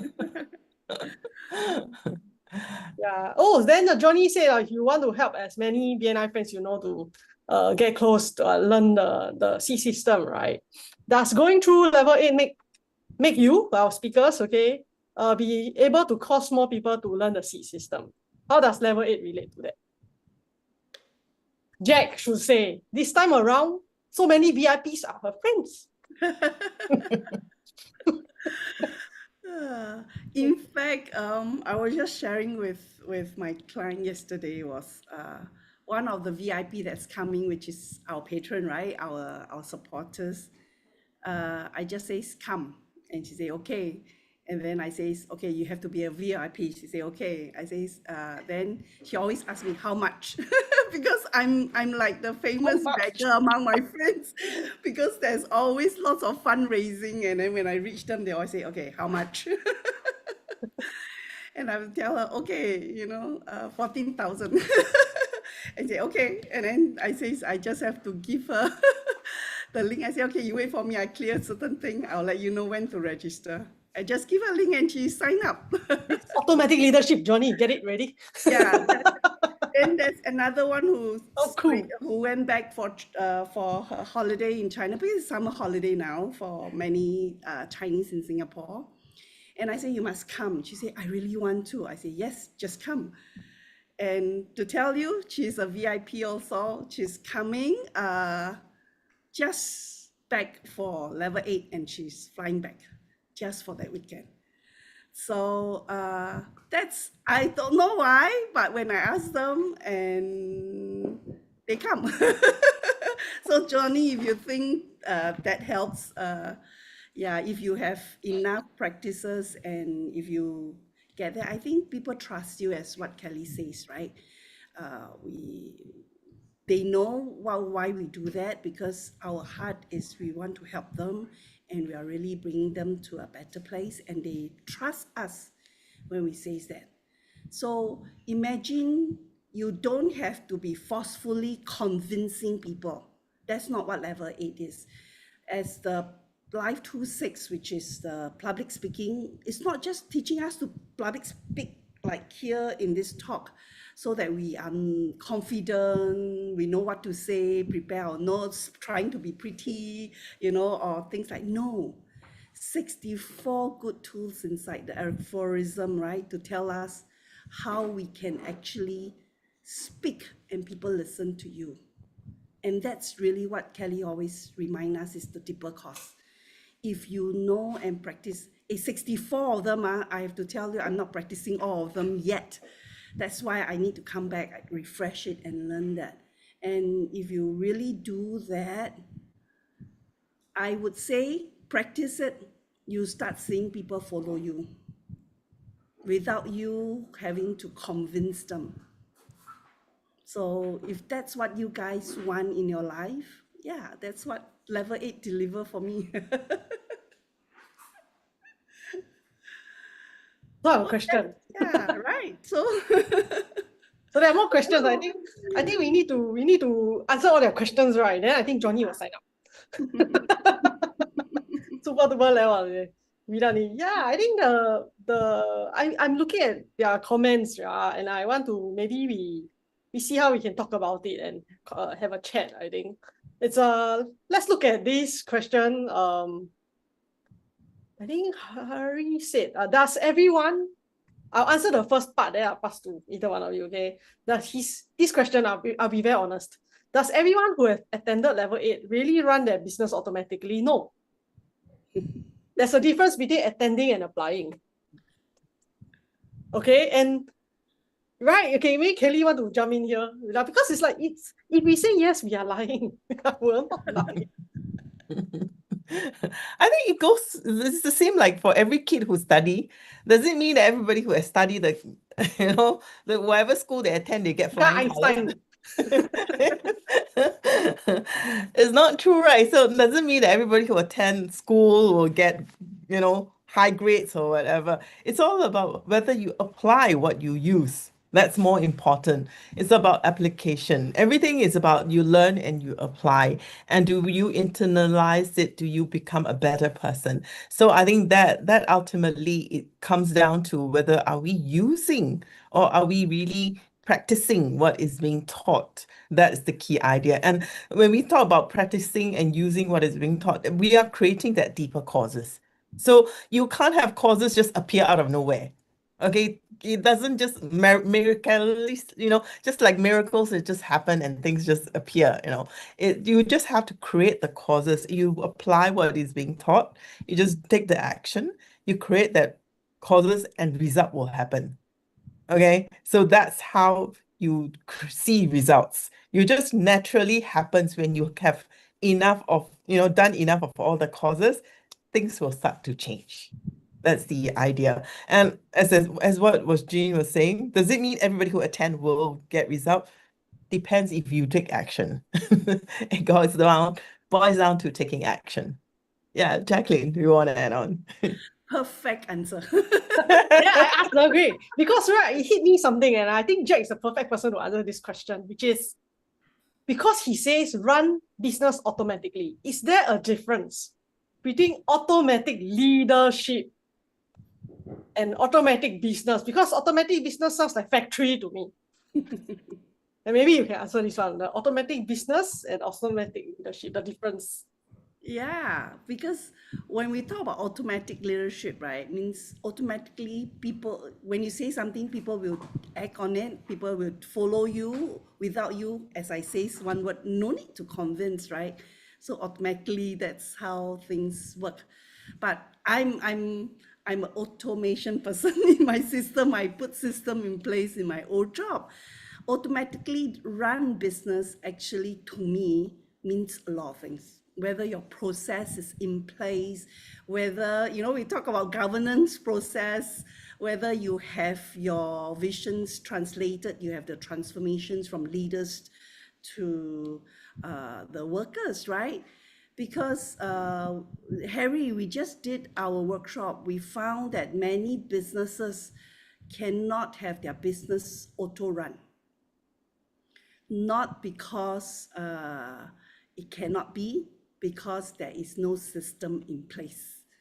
And to have that system in place, listen to us, you must really come to level 8. Number 1, build that leadership. Number 2, have your visions defined. Number 3, really, whether the governance and the business process is in place. Whether you can have it or not, I wouldn't say, unless you really put that in place. Because one is about human capability, like us as a leader capability. The other one is the company capability. Is the company processes ready? Is the things in place? And I think not that you cannot have, I think it's always possible. Yeah, that would be my answer, Jean. Very good. Meanwhile, you can start to keep the questions coming. It gets me excited and I will think of a lot of ideas. Okay, I'm an idea person, that's why. Because the next part, of course, is about influencing, bringing people to learn the C system. And I think many people want to do that. But I'm being cheeky, I'll just say, right? But why?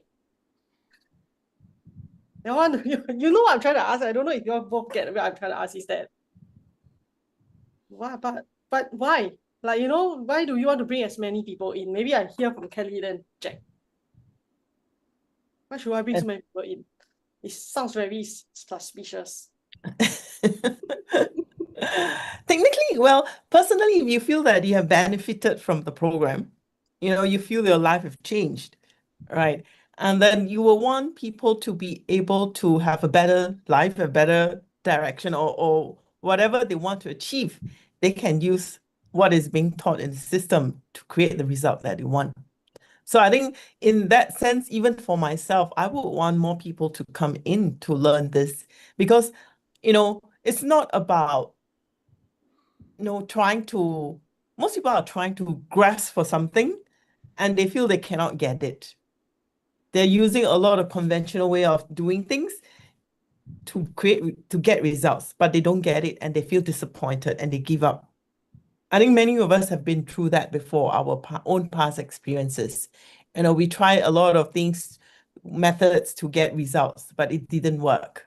And we get disappointed, we give up. We probably have given up a lot of our dreams or even things that we wanted, but we couldn't achieve it in the past, and we just gave up. But now with this system, we're telling you that if you have the deeper course, it will come to you. You don't even have to try. It just comes naturally. So given this understanding, you can create whatever result that you want. Leadership is just one of them. Many other things. You can want to have a good relationship. Anything you want to create, you can create it if you just have the deeper course. You just need to know how to create that deeper course to see the result that you want. So with that understanding, you see, then people just have to learn how to create it. What is the deeper course for everything, every result that I want?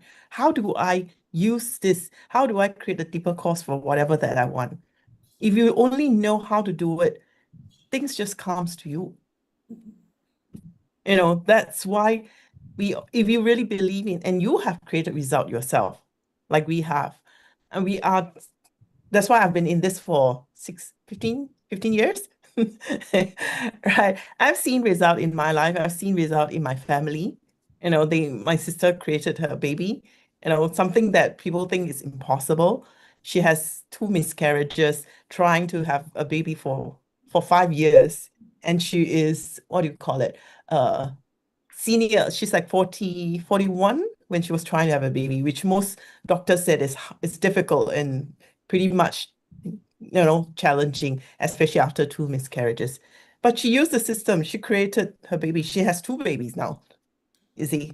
So nothing is But they're impossible. not You so know, baby anymore, right? They are not so much of a baby anymore. they are like 4, 5 around there.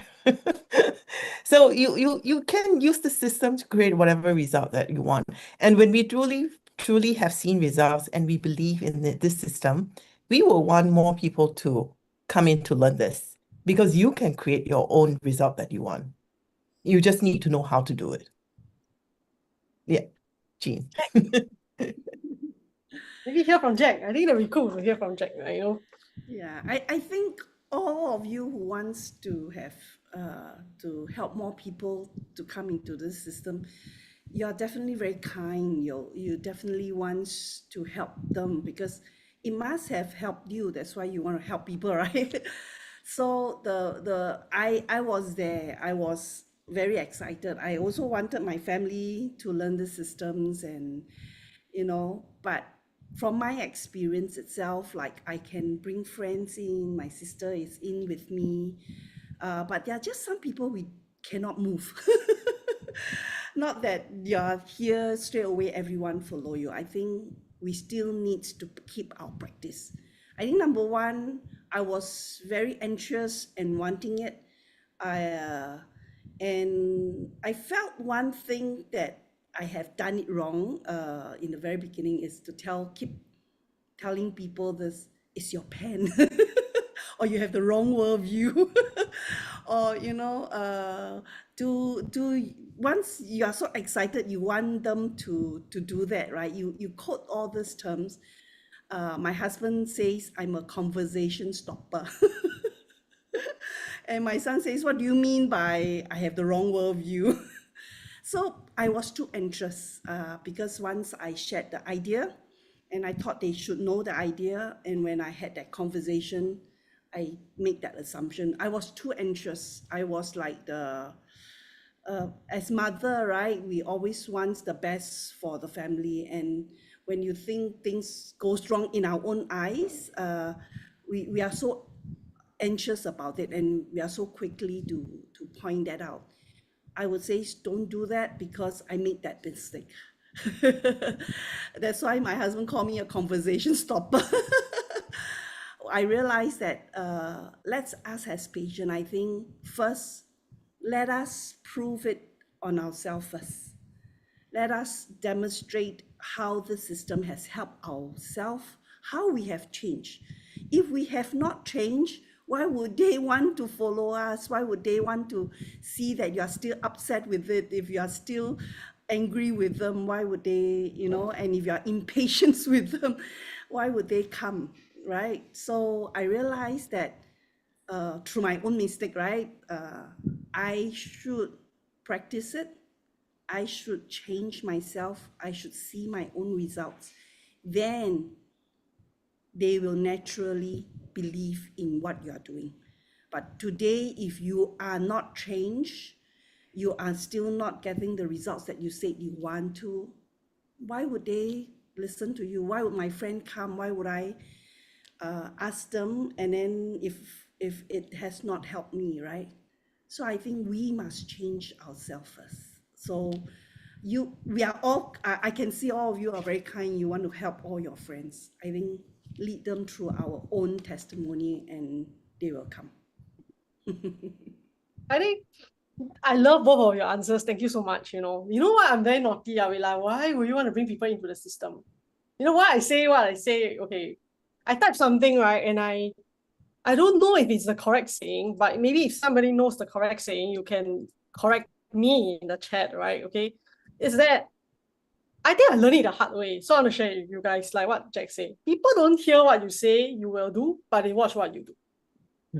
Like why I say that, it's like, for instance, right? When I started learning, okay, that was before I even attended any program with the DCI Global, right? I attended the book club first. Okay, so the book club that I attended was Kelly's book club. Guess who I brought? My mom. And guess what happened there? I told her to fix my mom. And she said, I just want to share with you because like sometimes indeed, like what Jack said, we are all very eager actually to help people around us. Right? But sometimes we seem to forget that the only way to help others is through our influence. And how does the influence come from is people are watching what we do. Not so much what we say. If we can tell them, like, you know, come. And they are like, look at you. And I'll be like, you know. So what I did was, I learned from then that lesson, you know, it was a painful but important lesson for me that I want to share with everyone. You know, that I realized that when I brought my mom to that book club, that particular session, I even remembered how that room looked like, where my mom was sitting. When I told Kelly that, you know, can you please, you know, fix her? You know, sometimes we think that we want to bring the people in so that they can be fixed. In a way, I'm not saying that you think that way, but you know, sometimes we might have subtly in the back of our mind, right? We kind of like, I think this person needs some fixing. So if they fix that, right, then they will see the results that they want to. But actually, I learned the hard way, I think, like, you know, along the way, I started to work on myself. It was hard because my brother was attending the book clubs with me too. And I think he watched me. So like when I became a T-Rex, okay, so you know what a T-Rex means. I lose my temper very easily.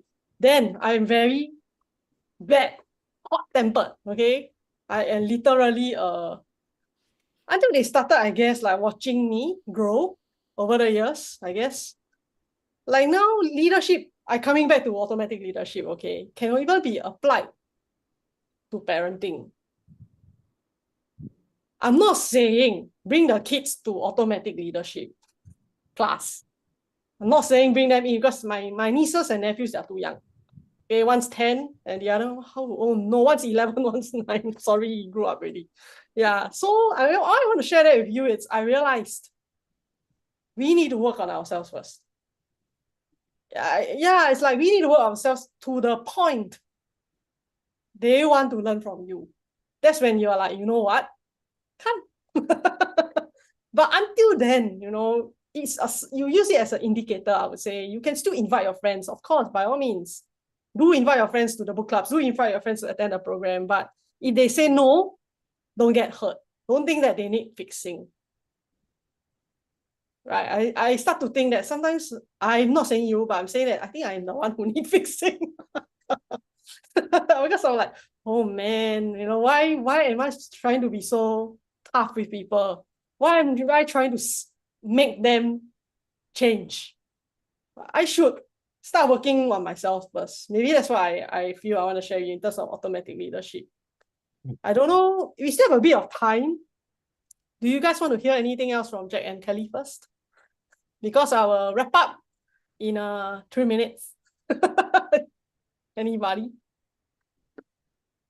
If not, I'll ask difficult questions. What's your favorite life tool, guys? Maybe I hear from Jack. Maybe you share like you know, what is that one life tool that they can really look forward to in your recommendation? Oh, which life tool you recommend? Same as me. Okay, say please. Electrifying leader. And I think it's very, very cool. We learn from the master what's really an electrifying leader. And it gives us the correlations with his poem, right? And I thought that's super, super cool. I really, really loved it. Not letting the cat out of the bag. You must come to level 8 and learn it. Which is why, okay, I don't let the total cat out of the bag. I let the paw out of the bag. is that the cat's paw. Okay, why I want to share with you why we keep talking about having fun. This life tool that Jack just talked about is all about, how do we enjoy our work? If you see like three of us so far, we just keep laughing and because I'm not saying that things don't get hard, right? Jack, that's not what Jack is saying. That things get hard in our business, we do face like challenges, we do face like times where you're like, oh no, like how do we move forward? But either, we have choices, right? Do we get grumpy? Right? Or do we like go confused? Or do we take the wise way out? The wise way out is using the tools you have learned. So like Harry said, what life tool to make business successfully? The entire level 8, you should be learning every single life tool, reading every single life tool, digesting every single life tool, applying. Applying is where everybody fall flat. I will always say you have to look at the 12 life tools. Sorry, Kelly, I got carried away. Maybe you want to say, right, like, because he's talking about which life tool that makes business successful. Which one? Is there a specific one? All of them. All of them. It's life application. It's a lifetime of application. It's like we don't just do once and become perfect. It's a journey. And each time you keep refining yourself and you see what you are falling short in, and you keep refining to improve yourself to get better and better. So that's why it is a journey. And, this life tool, level 8, I think, this level 8, I think so far is the thickest manual that we have. There's a lot of essence in it. And it's about, there's what Jean mentioned, the 5 parts. That whole process of leadership is a huge thing. Like you don't just execute one part and boom, you become a successful leader. It's keep refining to keep getting better and better. And its application, if you are in your business, especially in your work, it's about keep refining how to become that electrifying leader. And if you want to create your automatic business, it's again how you apply it in your business. When you get there, like what Jean said, be the living example, then people will be following you. You lead by example. It's your action. People will follow your action, not what you say. So what you do is align with what you think and what you say. That's where people will follow you totally. And you create your environment. When you change, your environment change. People naturally change. You don't have to tell them what to do. They will just follow you as an example. So it's a ongoing journey to keep refining yourself to be that leader, that automatic leader, and that electrifying leader. Thank you. Jack, anything else to add? If not, I would like to have a group photo. No, I think thank you. I hope to see all of you in Singapore if we can, right? Okay, then I think in that case, then let's take a group photo with everybody, shall we? To commemorate our last session, guys. Thank you for being here with us. Serene, thank you. Thank you, Lishan. Thank you, Thank you, everyone. everybody. Making the time to listen to us chit chat. Eugene. Yeah, Pei Ling is here. Everyone. Bye.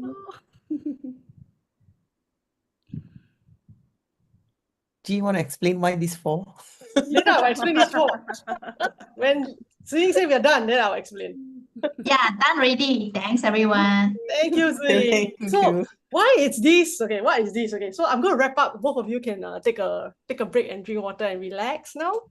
Okay, so I'm going to try to wrap it up without boring you guys. Okay, firstly, what is this, right? This is the perfect answer for Harry as well. He's like, what life do to make a successful business? This one. 4 steps. Okay, the 4 steps that you need, okay, to what we call that is to plant, okay, metaphorically plant a mental seed to see yourself, okay, having a successful business. Okay, so Harry, I'm sure you know the 4 steps, right? So of course you're like, why is it the 4 steps again? Because it is the second most important tool, right, in BCI Global. The first one, as you guys know, I'm just going to say it and leave it here, okay? It's called the PEN story. Okay, long story short, the PEN story tells us that, okay, everything we experience is in the world, okay, it is coming from our past mental seeds, okay, meaning our past actions, right? Our speech, our thoughts, our behavior shape our world. Okay, so how we treat others, okay? Who's the one watching the world? The only world we have is our own world. I cannot live in Pei Ling's world. I don't think I can. Never, you know what I mean? So it's like, we have our own world. So that means, right, we can create our world using what we call the 4 steps. And if you're curious about 4 steps, come to refresh at level 8 again. But that said, right, Harry, you're like, 4 steps, then what is it got to do with the level 8, right? There's 12 tools, which means, right, in a business, there are different parts to your business, right? Leadership is definitely one of them. Team is definitely one of them. Managing the team is definitely one of them. So you need to break down what do you need in your business, what it means to be successful. Like right now, some people have no issues with sales. Okay, some might have a need to have a team. So you need to break down and be very clear what's the outcome you need that defines your success, and then use the 4 steps. Okay, I'll just say it under here. That's it. Thank you, Pei Ling. You are also a very special you. We are all very special yous. Okay, I'm really excited because this is really the last 5 minutes to wrap up the entire marathon. Okay, I really want to take this time actually to indeed, like, why come to level 8 in Singapore in person? What's the difference between the online and in person? Okay, firstly, DCI Global, right? The founder, the president, okay, of DCI Global is actually Kishan Michael Roach. Okay, he's an American businessman, and he has a lot of wisdom. He's the one who has started this system, started DCI Global, if I'm not wrong, in 2010, if I'm not wrong, right? So it's been so many years, right? And to be able to be learning directly from a successful businessman, right, who has such great depths of wisdom. And he has studied a lot of the Asian philosophy, and be able to distill them into life tools that we can actually apply, okay, in our business, in our professional lives, in our personal life. That's something that I really am very in awe. I was like, wow, I can't imagine the mind of such a, successful and great author. He's an author of over, I can't remember exactly the number, 140 over books or something. Okay, he has written that many books. So to be able to learn directly, okay, if you really cannot make it to Singapore, do attend the online version. Okay, you do still be able to learn the live tools. But there is, let's face the fact, a difference between online and in person. Okay, the energy of the space, we're going to have 310 people there. Okay, the energy, you can, you go to an event where you step into an event where everybody is also as eager as you are to learn that content. Okay, so I really say that why come to level 8? Because you're learning from the successful example himself. The successful example, the epitome of automatic leadership is the founder himself. He has the most authority to speak on this subject. And of course, on top of that, we have, right, the teachers, okay, who are also organizers from all over the world. Okay, mostly Asia coming, most of them are from Asia. They are also automatic leaders, whom you can hear from them directly, how their success stories and so on, how they grew their business. For instance, Harry, you asking, why are they so successful? They are using the system, and they are also, organizing programs for the system. There must be something going on. Okay, so that's it, right? That's for the sales pitch for business side of things. And my last sales pitch to you, okay, you can also use it at home. Kids will listen to you. I don't have kids on my own, okay, but I had my sister's kids and my brother's kids. There are a total of 5 of them in total. All I need to do is appear, and I'm like the Pied Piper. They will come to me, they will listen to anything I say. Okay, and it's not what I say that matters, it's because, okay, of the applying these principles in my life, right? I myself have to become the living example. I want to set an example for the next generation, which is why I am a DCI senior teacher in a sense, because I want to. Okay, help others, for instance. I may not be directly sharing with you guys like, oh, how do I influence my friends to come in? Help others to influence their friends to come in. Help the organizers bring more people into the system. You will create what we call the deeper causes to see your friends, okay, your colleagues, your business associates walk into the program with you one day. Okay, so that's it. Okay, if you have not signed up yet, if Ziying can help me put up the last, you see, 9:30. Okay, I just need to show you 2 slides very quickly. Okay, if you have not yet signed up, okay, I really encourage you to sign up. This is the poster. Okay, you can go back to the organizer, okay, that you have been studying with, okay, find out more, and then you can sign up with them. Okay, and you're like, wait, but I didn't come in through any organizer. Then on the next slide, would be scan any of the QR codes. Okay, it could be for Diamond Cutter Institute or Sedona College International, SCIM, and scan follow us. Okay, and send a PM or DM if you have more questions. Okay, so that's it. Then I think we have come to the end of this session. And the last but not least, you can stop sharing the screen. I would really want to thank our volunteers. For without them, we can't make this happen. So if we can spotlight our volunteers, I would love it if you can spotlight yourself so that we can celebrate together with you, okay? They are the ones quietly behind the scenes, okay? You see, they look so happy, you know, I'm so grateful it's Ziying, where are you? Okay, and we thank you, okay, both. I think they have been following a lot of our, and we have one more, right? If I'm not wrong, but let's thank them, okay? They have been volunteering their time. And they are not silly for doing that, okay? They are wise. They are creating the deeper causes, okay, for them to see the results they want in their life. So thank you, Ziying, thank you, Lin, and okay, I also want to thank you, our other, I know Celine, right? So, and everyone else, thank you all. So we hope to see you in person or online. Take care and good night. Bye-bye.